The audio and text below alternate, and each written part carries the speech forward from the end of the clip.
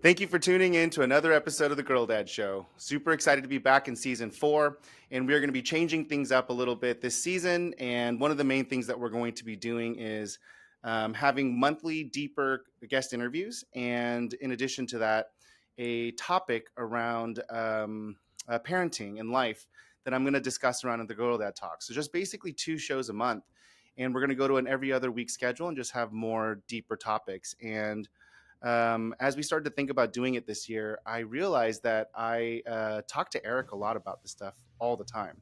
He's become my bestie over the last 4 years that I've known him, and I can't even believe it's been that long. But we talk all the time, and we text all the time, and it's always around this idea of business life and parenting.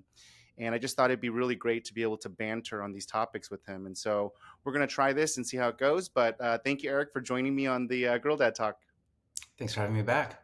All right. So, Eric, this one's a little bit weird because it's not actually an interview. It's just topics. And then we're going to go and discuss it.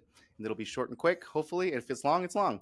And we're going to see how this goes. But today we're going to be talking about divorce and just the idea of divorce. And we're just going to banter back and forth about our thoughts around it and what we're noticing about it. But just some stats to kind of kick us off here. Overall divorce rates is growing, and approximately I think it's like 40, sorry, it's like 40 something percent of, oh wait, let me just read it out loud. This is so silly of me. I have it right in front of me. The divorce rate in the United States is approximately 2.9 per thousand population, meaning 39% of marriages will end in divorce. And the median duration of marriages that end in divorce around 8 years. And divorce rates are higher for couples in their 20s, with the likelihood of divorce decreasing as couples age. And then the divorce rates are increasing year over year. So let me just bring it up to you. What do you think about this content and this topic? Sorry, not this content, but this topic. And have you noticed it in your life and kind of the people you hang out with? I'm skimming the stats too that you sent me. What do I think about the content or the topic? I don't know. I don't think I have like a different opinion or a particularly well developed opinion. So I guess we'll see where it goes. I have not noticed it in my life. I know that you said that there's been some divorce in your life, or like in your peer group. And I was talking to Melody about this, and I was like, I don't think we know anyone in our peer group or our friend circle that is divorced or seems to be on that path. Though, I mean, I guess the stats say that I'm probably going to be running to it soon. Yeah, it's really interesting because I've noticed it a lot more in the last year, and I mean we're probably two terrible people to be talking about this because we're neither one of us are going through it. But I feel like through proxy, I'm experiencing the aftermath of it. Right, talking to a lot of dads that are going through it and or have gone through it recently. But it's been kind of a bigger topic over the last like year, and just having a lot of friends and connections that are going through it, and it's hard. It's super, super hard to talk to them about it and try to empathize because I don't understand, but I can imagine. And it's got to be really, really, really challenging. And yeah, it's so good that you haven't really experienced it in the sense because I think it is very draining for you as a friend to know that your friends are hurting and in pain. But I also think that it's like in the macro really good for them because when I do talk to them about why they're doing it and what's happening, what's next, it seems like it's the right thing to do. And it seems like it's the right thing to do for themselves and also inevitably for their kids and family. Ooh, I have a thing where, I'm thinking about this now, and I don't have anyone in my close friend circle, but now that you mentioned, I do have, people I've met or whatever. You meet someone at like a happy hour or like a networking thing. And when people say like, oh, I'm getting divorced or something like that, I do have like one standard policy, which is like, I almost always, and this is probably the wrong move. I almost always say, oh, congratulations. Or Mm-hmm. I'll ask like, oh, how do you feel about it? Mm-hmm. Because I think there's like this default reaction, which is, oh, I'm so sorry to hear that. And one time I heard this a long time ago, but someone said, no happy marriages end in divorce. And like Mm-hmm. framed through that lens, it's like divorce is almost always the right move when it's happening. And so Mm-hmm. I've kind of adopted the stance where I will often say congratulations. And now that I'm reflecting on it, I maybe don't like that move. I may be like, okay, how do you feel about that? Because like once you're at that divorce point, it's almost certainly something where both parties, or at least one party, is like seriously, seriously unhappy. Yeah. I don't know. I Yeah. Yeah, I think that for me, there's like two aspects to it when I think about it. Well, and one is this concept that like kids, no matter what you say to them, kids will react to how you are and who you are way more than anything you'll say to them. And I'm a walking victim of this because I try to teach my kids to be kind and nice and generous, and I say that to them, but apparently I don't act it because they act like me versus they don't do what I do. They don't do what I say. They do what I do, right? And so I'm actively trying to like exude a more calmer and generous personality trait so that they can exude that as well, because hmm, I'm seeing that they watch me way more than they listen to me. And I think at the end of the day, when I think about like being in an unhappy relationship or a relationship that doesn't work, I don't want them to feel like they have to commit to that to not be happy. I'd rather them focus on being happy and doing what's right for them, because just like I've evolved so much, almost every 10 years, I'd say, but like I've evolved so much over the last like different chapters in my life. And I'm a completely different person than I was when I was in my 30s. And I'm a completely different person than I was in my 20s. The way that I think, the way that I act, the way that I operate. And so it's kind of crazy to even think that like you would try to make it like perfectly match and evolve at the same time at the same stage, because that person is also evolving and changing as the different chapters in life. So I just feel like it's a lot like, gosh, I hate to bring this back to business, but when I think about it like business, it's like the co-founder stigma, right? When the company outpaces that co-founder, do you just keep letting the company stunt or not grow because that person can't keep up with the new stage of the company? Or do you have that hard conversation and you break up that quote unquote marriage, right? And you move on. It's kind of the same dilemma for me. It's the only parallel that I can pull from. And I just feel like, in business, you want to do what's right for the business and you and the person, right? And so if that doesn't make sense, it's an objective decision. And although it's mired in a lot of emotions, it is an objective decision. And I feel like it's the same for marriage. And the biggest thing, sorry, and I know you have a couple of things you want to say no, right no, no. now, I but I'm just like following your thread. Keep going. the biggest thing that I'm like thinking about right now is because I just interviewed somebody, a venture capitalist, that he brought his daughter on the show, and they basically were.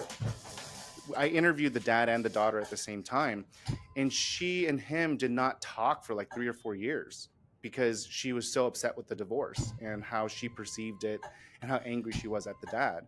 And then Oh they yeah. reconnected almost 4 years later after she became an adult, and they talked about like the the perception from the kid's point of view.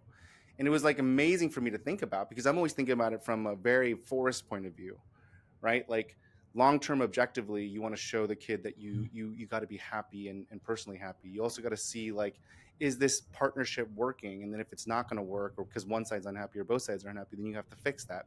But then I never really thought about it from the kid's point of view, right? And so being able to interview Yeah, that young lady about her experience was really really interesting for me. And so that's kind of like some of the thoughts that I have right now about it. wait. So, just out of curiosity, like, what did she say, and what did you get from her?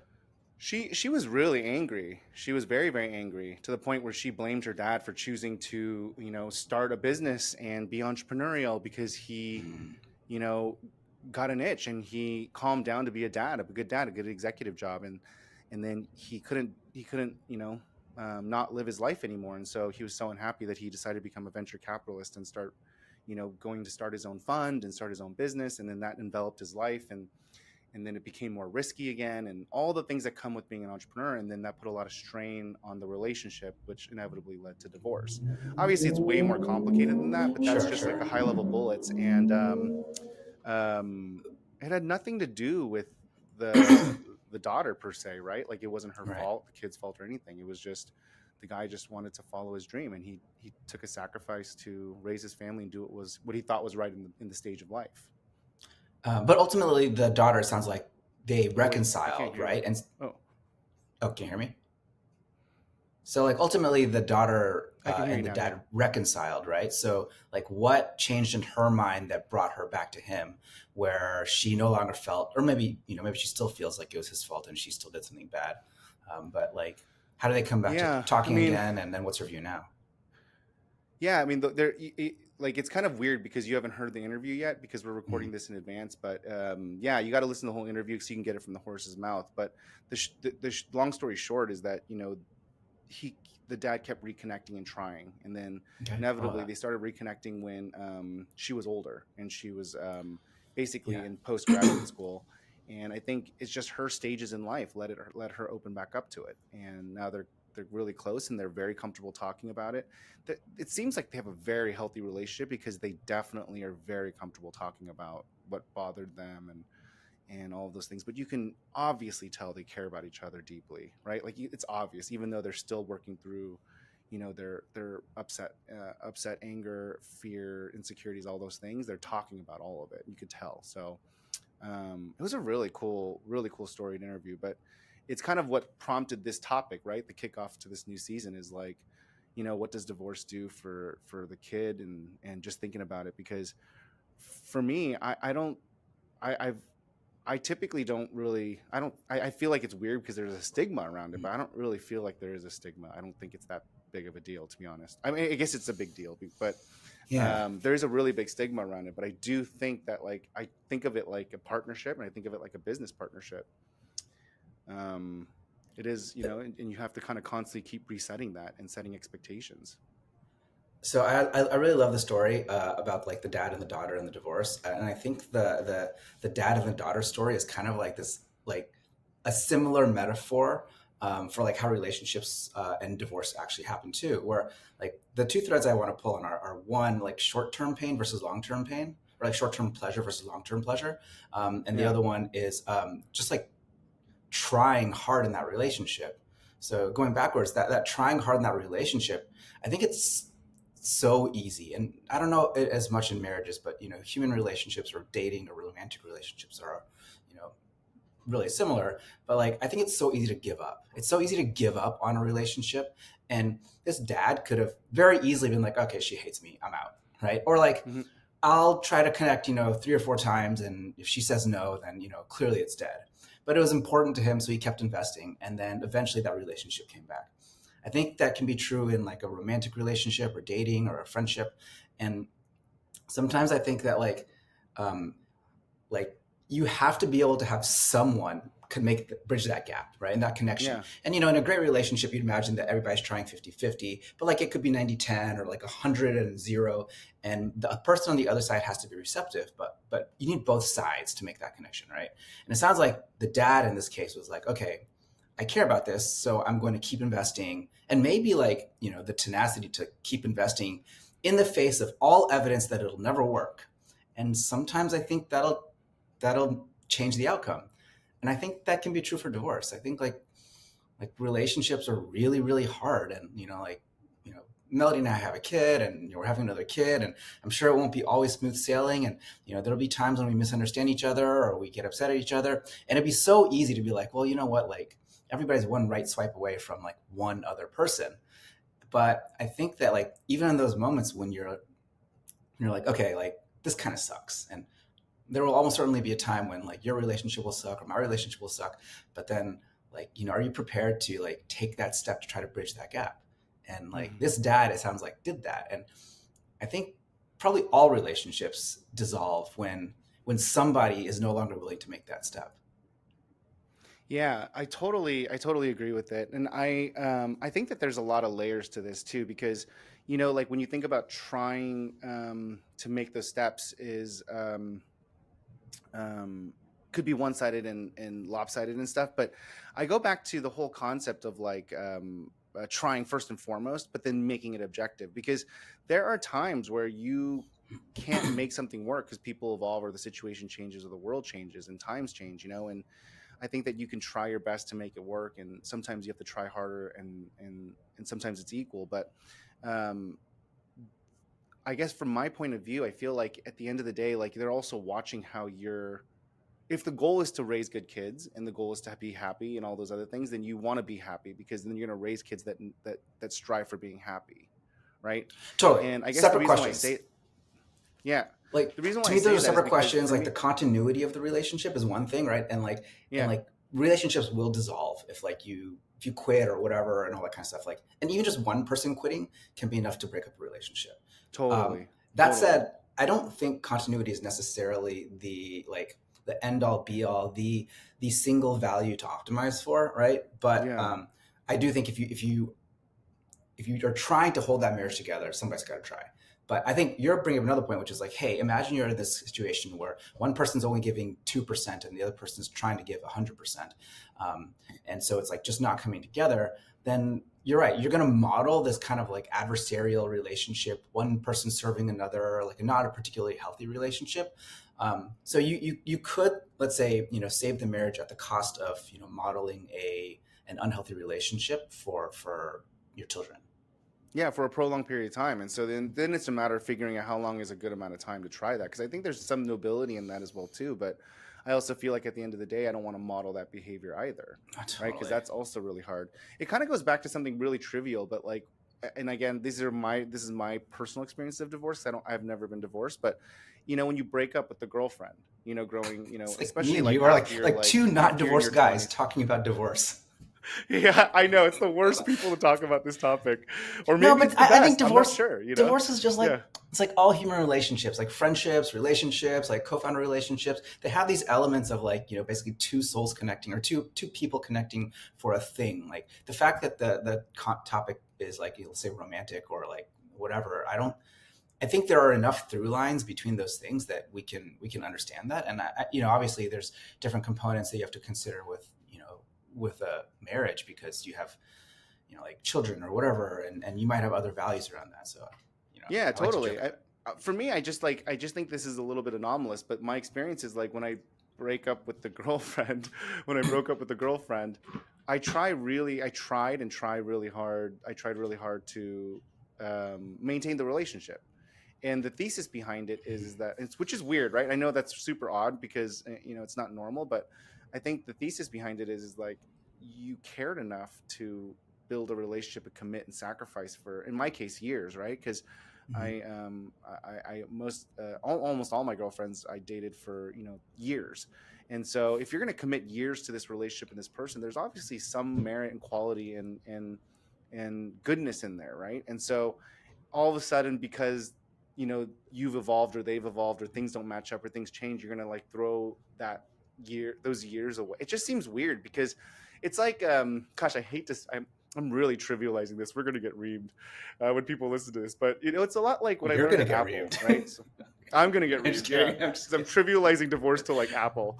But like when I was at Apple, they did this whole clap out thing, where when you would leave the company, they celebrated you for leaving. It was like it's considered a tour of duty.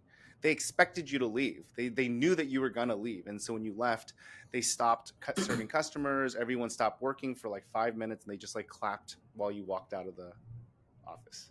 It was kind of this like celebratory thing saying thank you for your service. Mm. Go ahead and go on, and that kind of permeated through my mind because what it did was it made me understand that like we at Apple we spent so much time interviewing and re-interviewing and making sure doing background checks and checking that they were high quality, they were culture fits, they had background references. Like we spent so much time to find these great people, and then we spent so much time training them. I mean, the training programs were so massively excessive, right? Like investing so much into their onboarding and training. And so it's like, yeah, like we have invested so much to make sure that we brought some of the best people that we could bring into the company.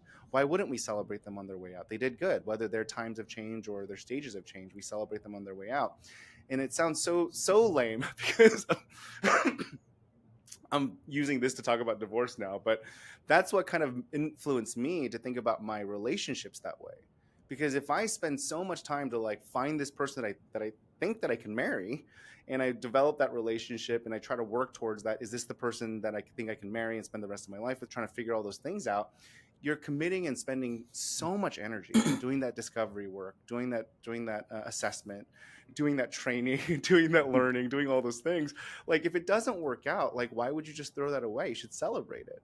And so for me, it's always been like, how can I retain as much of this relationship as possible and create that kind of symmetry, right? Like across the board. Obviously, it doesn't work because it's highly emotional, but I have tried, and I am fairly good friends with most of my exes. Oh wow, I love that story. I didn't think that was going to end in I'm fairly good friends with most of my exes. Does Amy know your exes? Like, what to say more? Do you guys go on family vacations with them? Well, the funny thing is, Like, like, how good friends? well, there was one point where Amy came to me. I think it was like 2 or 3 years in. She's like, "Hey, my ex is throwing a party. I want to go. I just wanted to make sure you knew that it was my ex, and are you okay with that?" And this and that. And I'm like, "Yeah." And she's like, "Are you serious? Like, you don't care?" And I'm like, "No, not. Of course I don't care. You're like Facebook friends with my exes. You've already hung out with them multiple times." And she's like, "Oh wait, what?" And like, from my point of view, I didn't really think of it to tell her or even have to question it. I just assumed it was okay. And so there was kind of a funny point in our relationship. It's a funny way of kind of sharing the story, but Awesome. yeah, I think that it's just like goes back to the respect thing, right? It's like you cared about this person. In my opinion, you cared about this person. So it's just like the line. What is that saying? The line between love and hate is just like paper thin, or whatever that saying is. You know? I don't know what that's saying. Oh, you don't know that saying? Um, I gotta Google it. But there's a saying that says like love and hate are very very similar, and it's just a matter of like trying to be able to like yeah. temper your emotions to do it. Again, I've never been divorced, so I don't know how bad it is. Because if you put my kids involved and you put all these, I'm sure I would like lose my objectivity. But at the end of the day, I feel like it can be done in a very productive manner, and Yeah. in a good manner. So I have one good friend who uh, he's divorced, and they got divorced forever ago. And so I just didn't really think about it when you were talking about recent divorces, but so he married a girl that he had known since high school. They weren't really close. Then they both moved to Chicago. They got married. They were together. And honestly, what happened was they just became different people. And so she's like, you know, he was a trader. She worked in art, and they like doing like fancy dinners and restaurants and whatever and all that kind of stuff. And then over time, like she was still that person. She kept getting like more and more into it. She worked for Sotheby's, and then he was kind of like, wait, I don't see the meaning and the value in this. And he was like, you know. His perfect weekend was waking up early on a Saturday morning, going for a 100-mile run, and then just like eating a bunch of steaks. And like he didn't want to go out to restaurants, and they just had different interests. Yeah. And that was really interesting because like they were similar people with similar interests, and like people are going to change over time, right? And so they kind of just like started diverging, and it was really really clear. And um, I love them because they basically just had a grown up conversation about it. They're like, hey, you and I were not the same people that we were. I don't think that this is going in the right place anymore. Mm, And so they were like, they made a mutual decision to separate. They didn't have kids, which made it a lot easier. yeah. Um, but like they're really good friends to this day. Like they talk like every week, whatever. Like when he goes to New York, he stays with her. Um, Oh and wow. they both have separate families and kids. But it was just this thing where they're like kind of maybe sort of reflecting on the phrase the tour of duty for Apple. Is like he's like, hey, we did this thing and we were certain people at this time, and we've evolved to become the next versions of ourselves, and we just didn't evolve together. She was like, there was no version of her that she was going to be like, I'm super excited about camping this weekend. And so they just grew Yeah. apart. And I think when you Yeah. can have that rational conversation about that, and it's less about ego, and you don't feel, it doesn't feel personal to you. You just realize that like you grow, and sometimes you grow in different directions. That could be like a really Yeah. amicable way to do that.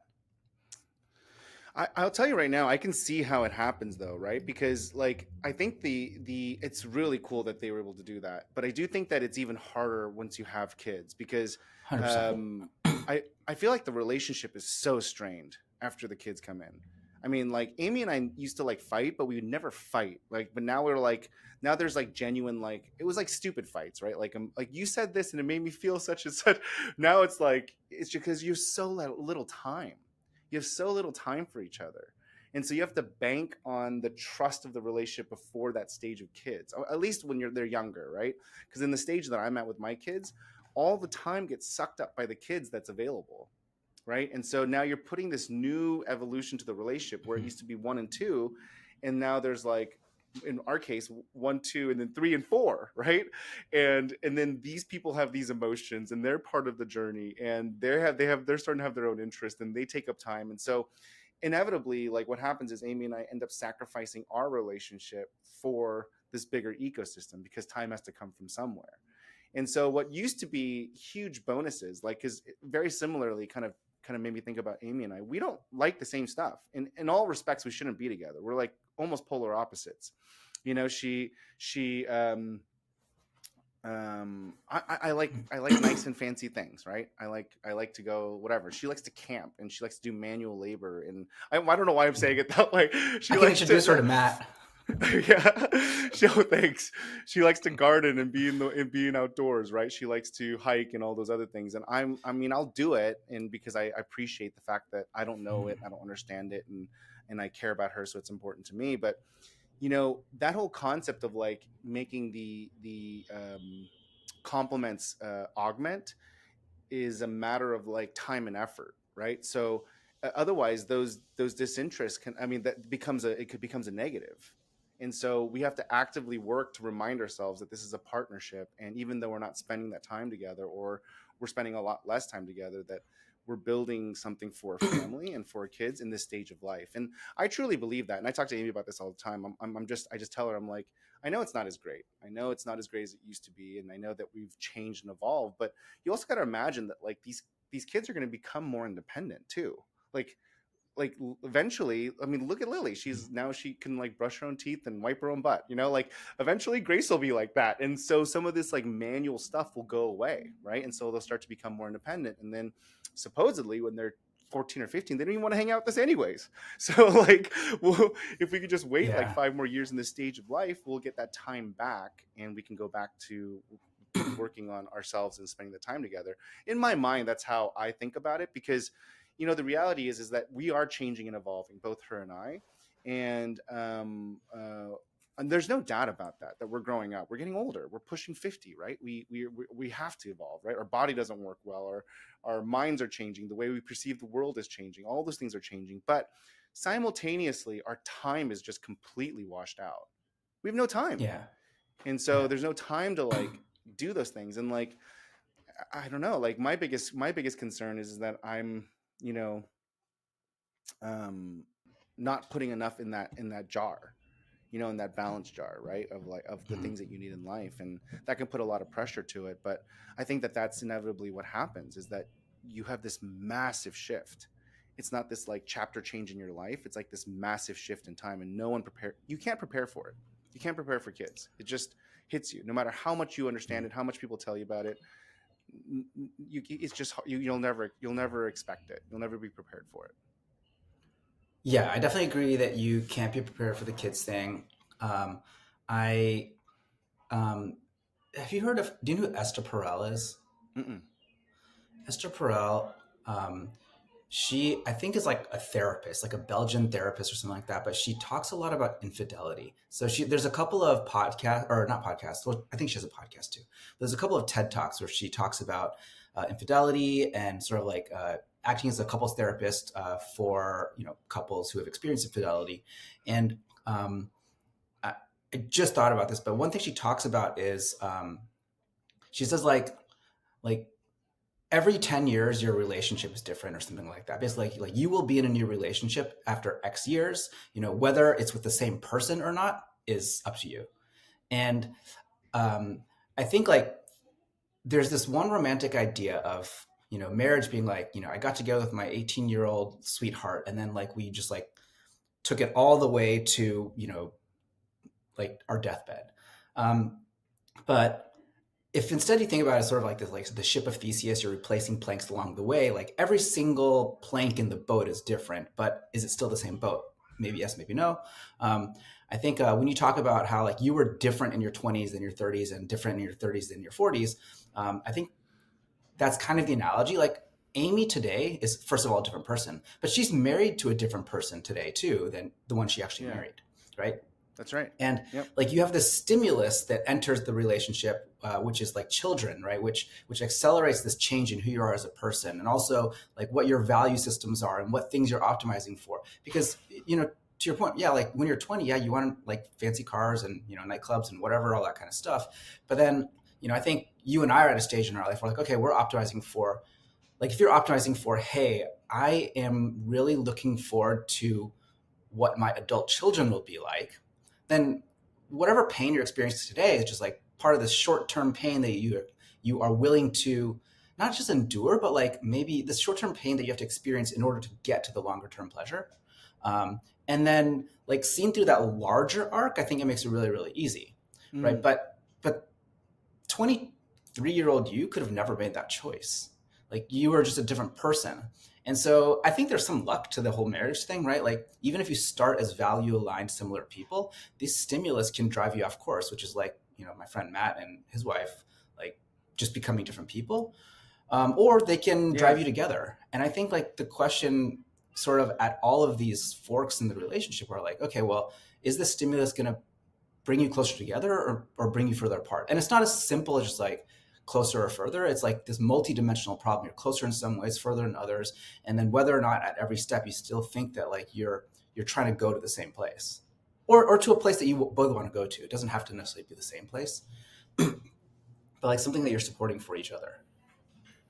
Yeah, totally. I think that this is all kind of like um subjective and relative, but it sounds like she's actually studied this though, and she's a doctor, she's an I think expert that's in what this. she is. Like, I'll send you Yeah. the TED Yeah, Talks at please, 10 minutes please, each. please. It, Yeah. it focuses on like sort of this idea of infidelity, but when she it's like probably one soundbite where she's like, look, like it's basically the idea that you will be with a different person in 10 years, whether it's like the same individual or like a totally different individual, but like it'll be a different person. Yeah, and I completely agree with that. I think that like I I can completely and confidently say that I've evolved, and I'm a very different person than I was even 10 years For ago. the better or for the worse? I don't Just know. kidding. Yeah, you're gonna have to ask. You're gonna have to ask my kids and Amy, I guess, because those are the people's opinion that I care about. But um, that's a really good point. Actually, I should probably ask them. Is it better Ooh, for the worse? But take uh, um, kicking us off, of course, for a second. Think about your dad. yeah, Like your dad and like what you guys have talked about in the last like year or two versus like a decade ago, like or 2 decades ago. I bet you look at your dad and you think he's a different person. And not only that, he's trying to get different things out of his relationship with you. oh my God, he's wildly different. Yeah, it's wildly different. I mean, I think he was even just 10. Yeah, that's a great point. Even 10 years ago, he would be, talking about, just being tough and striving for what you want, and being a good, just being a good, community member, right? Good member in Yeah. society, a good productive member in society. And he was really, really like saying things that surrounded that core concept of like, be a good worker, contribute well to the community, contribute well to the world, like create, provide for your family, and be honorable essentially, and try to like live a righteous life. But um it's kind of funny because now he's in a different stage. He's wildly different. I mean, he's in like time stage, time and value stage, right? He just wants to optimize for time with kids, but not just time with kids, but like what is he doing with them, like physically? Like, can he actively follow them around? Can he like pick them up? Can he go swimming with them? Like, can he do these things? Because I think his physical body is starting to, ail, and he's looking at it more in the sense of like um, that time lost versus that time available, and kind of doing that resource allocation. And it's really crazy. I hate that you brought that up because it's making me cry. Yeah, it's been really emotional for me the last few weeks. I just went on a family reunion with him, and I've just been thinking a lot about it. Some of the comments that he says and the things that he talks about are, just really around like this new stage in life that he's in, and how he's optimizing for, not necessarily his health. He's optimizing really for like, he's kind of embraced the fact that he's, mortal, and he's going through that phase, right? And I don't even know what that looks like when we get to that point, but and he's looking at it more like, okay, so conservative have this much time left, aggressively have this much time left. How do I want to spend that time? And it's really, really interesting. I mean, it's fascinating to think about. But for me personally, I think about it like, dang, it sucks because he can't even golf anymore. Like I've been, and you know this because we've talked about it, but I've been practicing golfing for the last year, and I wanted to spend more time with him doing qualitative stuff, right? Things that he enjoyed, and in some ways it makes me really sad because I may have worked too much and may have spent too much time working because I didn't do it soon enough, or I didn't spend enough time to do it. But yeah, we probably won't be golfing together, and it's not a big deal, but it is just kind of makes me sad because that was my thesis and plan, right? And it just is what it is. I, so I love looking at older people Yeah, and using them as a model for like, okay, what are the things that I should be doing today? And that hasn't always been true, but I think I'm old enough now that I can look back at my 25-year-old self and be like, oh, those things that I thought were so right then, I now see how dumb I was. And it took me being old enough to see that phase to yeah, understand that, oh, life is in phases. And yeah, therefore also understanding that you know, like 60-year-olds and 70-year-olds can probably look at me today and be like, oh God, yeah, that fucking idiot. He's just like yeah. missing the boat. Right. That's right. And then I've met old people like 75-year-olds, 80-year-olds, whatever, old people who are really, really happy and those who aren't. Oh And wow. and I'm like, I I know which one I want to end up as. And I'm so interested in like studying them, learning from them to try to make the right moves today. Because I think if I had advised 25-year-old me, I could have advised myself differently. And the truth is, 25-year-old me would never have listened. Yeah, And now I have enough reps of seeing older people and knowing that they actually do have wisdom that I don't have or can't have until I've gotten there. That like I'm a lot more inclined to possibly listen. yeah, And I think this is also the case for like marriages and stuff. You see, like, I don't have a lot of friends who are at divorce stage, but I look at some of them and I'm like, are you really happy? Like, mm, I think there's a lot of reasons why people do stay together. There's like, you said there's not as much of a cultural stigma. There's still some, and the work of divorce and like, you know, I think we have a lot emotionally invested in marriage as well, right? Like you feel like you made a choice, and divorce means that that choice became wrong, right? And mm, we don't want to be wrong, right? So I think that like today when I look at like happy relationships, I want to see what I can do to emulate those. But also it's important, I think for me at least, when I evaluate them to be like, okay, do I even want the outcome they have, right? Because you know you could imagine a couple that stays together because they've just chosen to stay together, and like it's like you can mm, find some sort of happinesses, but it also makes other choices about your life, right? Like yeah, like I think you and I, we want to also do all these other things. Or actually, let's go back to the guy you interviewed example where he's like, okay, I want to be an investor or a founder or something like that, and that takes a toll, and there's a cost, right? And an totally. easy way to have kept the relationship, the marriage, would be like, I'll sacrifice a part of myself, Yep. right? And I think if you have to make that trade, you're like, okay, personal integrity, like uphold my own, personal values to myself, versus sort of like for the greater good or for the marriage or whatever. Like when those came at odds with with each other, he was like, I can't not be me, Yeah. right? And I think not everyone's wired in that way, right? So like if for example you weren't the kind of person ever who wanted to be an entrepreneur, then it would be so easy to make the choice to stay in the marriage, right? Because you're Hmm. giving up almost nothing. But if that's so core to your personality that you basically would be a shell of yourself if you abandoned your entrepreneurial venture in order to save the marriage, then you're really doing nobody a service. And so I think Yeah. it's so much of a personal choice, and you have to be able to like be introspective enough to look at who am I and what are these things that I have to sacrifice in order to get that possible outcome. Yeah. So good. Thi- I'm really excited, and I'm kind of laughing, smirking right now because this is exactly why I wanted to do this with you because I already knew that these weren't going to be quick. So the team was like, "Hey, maybe we could just give you guys a topic. You guys could talk for 15 minutes." So I'm like, I know Eric and I are going to like talk about it for hours because we always have an intellectual sparring, and I love that about you because you really think through things and kind of like walk down walk down the aisle with it and kind of really double click and everything. But I want to bring us back up because I do want to keep this tight, Yeah, and yeah. we can wrap it up with that. But that was a really good close. I like that last statement, and I actually had a lot of fun. This was really great. I'm excited to get to know you better this way. I'm Perfect. Let's excited do to, it. yeah, it'll be fun to talk about these weird topics together and just kind of just banter about it and see what comes out, but also learn from each other because I feel like these are really interesting topics that I've never talked about, and well, at least this one is. And I know the team is excited about giving us random topics to talk about. So, for everyone that's listening, I apologize in advance because neither Eric or I are divorced and we have experience in it. But these are just our opinions, and hopefully, it was interesting for you and helpful. But I do want to say, Eric, thank you again for doing this, man. This was awesome, and dude, I love you so much, man. This is so great. Yeah, dude. Super fun. All right. Enjoy the Yeah, rest of your hey, weekend. I will. I will. Actually, we should talk about. We should pre-plan and schedule one about communal living because Oh you my and I gosh, talk I'm about this. obsessed.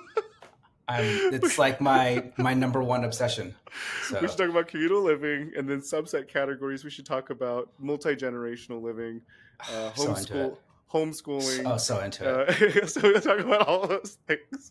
Some of these are going to be easier. Homeschool is going to be so easy. You think so? Look, the hardest questions I think are the ones where there's no right answer. I'm Yeah, not like saying that divorce. homeschooling has a yeah. Divorce is personal, right? Yeah. Like it's situational. Like look, all of the interesting and hard things in life. The real answer is always it depends. And Yeah. anytime Yeah. it depends, then you have to be like, okay, well, if X, if Y, if Z, and then like all these things naturally descend from it.